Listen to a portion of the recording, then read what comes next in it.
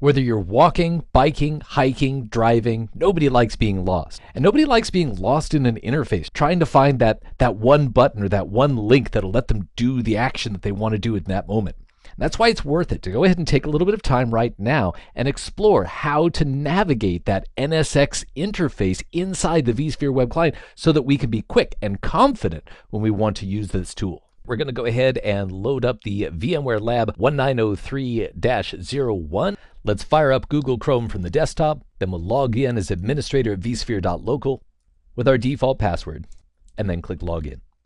Let's go ahead and navigate back to Home.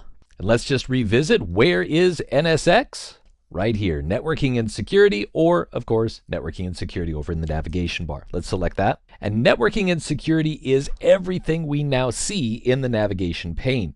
On the left-hand side, let's select NSX Home. Seems like a good place to start. And if we go to the Summary tab, the two main reasons that would draw me here would be to double check on the version that I'm working with and to double check the edition that I'm working with. Over here on the left-hand side, let's hop over to the dashboard.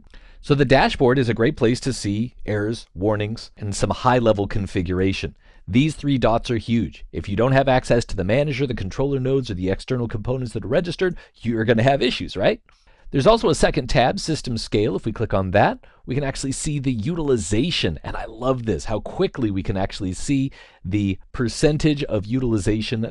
Now on the left-hand side, let's go to Installation and Upgrade. We have the list of NSX managers. If we go to the second sub-tab, we can see the list of controller nodes. And currently, there is just one controller node in production. You're going to want 3. Under host preparation, we're going to set up the information at the cluster level to define that NSX has been installed and to set up those VXLAN VTEPs that are so necessary for host-to-host communication. We'll be coming here to configure the logical network settings, or where we define the boundaries of VXLANs that we support, the port for communication, and configure transport zones. Under service deployment, this is going to be the place that we go to add third-party support for services. This is just where we add them. We'll have to continue working with them to actually integrate them. Then we have the Upgrade tab. This is called Installation and Upgrade, so it makes sense that there'd be an Upgrade tab. And this tells us, hey, yeah, if you are going from a legacy version, upgrade the manager first, and then you can upgrade the other components, things like controllers and clusters and edges and third-party service virtual machines. And there's even a sweet wizard to help you out with that process. Over here on the left-hand side, let's take a look at service definitions. So our service definitions are all about, once again, integrating with our third-party solutions. So we can actually define those specific services that are managed by service managers, and we can define and point to those external service managers as well. And then when we're working with third-party hardware solutions, we can register those here. On the left-hand side, let's take a look at logical switches. A logical switch is going to be that tool that virtual machines use to connect to one another. And so we see here a list of segment IDs. We know those as VNIs, VXLAN network identifiers. We have their labels and the transport zone that shares them, and even how many VMs are currently connected at the time. So as we roll out new networks manually, we're going to be coming in here and creating new logical switches that are going to overlay the distributed switches of ESXi that'll be available to connect through the VTEPs of ESXi. On the left-hand side, let's select NSX edges. When we look at NSX edges, we're looking at actual virtual machines that are going to function as the perimeter between the rest of our data center and a VXLAN network that is being managed by NSX. So this is where we're going to go whenever we want to deploy things like edge routing, perimeter firewall, VPN services, or load balancing on behalf of all the virtual machines running on the VXLANs behind it. Speaking of firewall, let's take a look at security. Now under security, the first thing you see is a service composer. What do we say that keyword service relates to? Third-party solutions. When we want to finesse how that third-party solution is going to integrate in with certain VXLAN elements, certain VMs, maybe things that have certain tags, we're going to do so right here with the service composer. The firewall and firewall settings. So if we select the firewall itself, and sure enough, here's where we go to see the overall firewall rules. We have our general rules, which are going to be layer 3 and up. We have our Ethernet layer 2 rules, and then we have integration with partner services. Again, there's that keyword service talking about third-party solutions.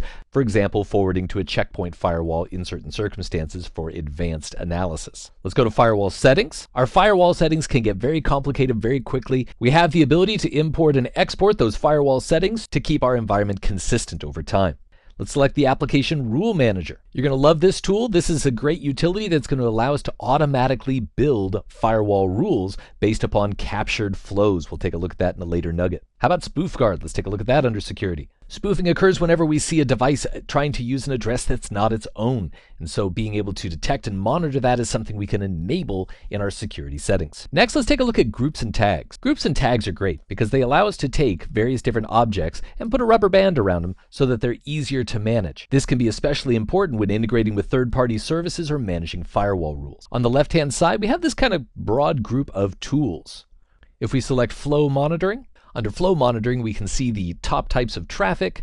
All of these tools really fall under the category of capturing information that then can be analyzed and decisions can be made based upon what we've learned. Under System, we have Users and Domains. Let's select that.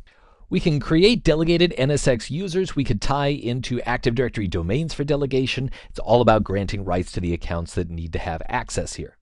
We can also go down to events down the bottom left, and sure enough, we see the list of various different audited events.